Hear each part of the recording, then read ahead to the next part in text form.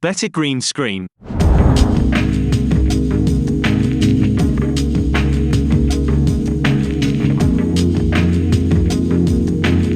Today's video is sponsored by Chris Rock.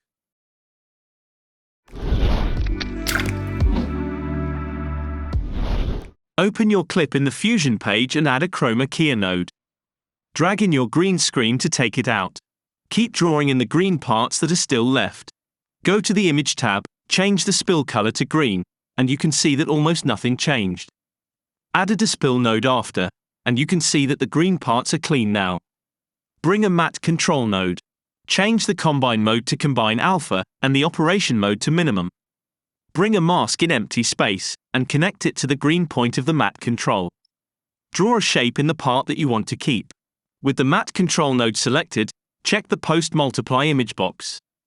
Drag it to the left viewer. The mask looks clean enough, but to make sure you don't have any noise in your mask, right-click to the viewer, go to the options and uncheck the checker overlay. Right-click again, go to options, and activate the alpha overlay. In this black and white image, it is easier to spot any imperfections in your mask. With the chroma key selected, drag on those parts. Go through your clip, and remove the unwanted noise of your green screen. If you liked this clip, subscribe to this channel. If you didn't, nothing for you here.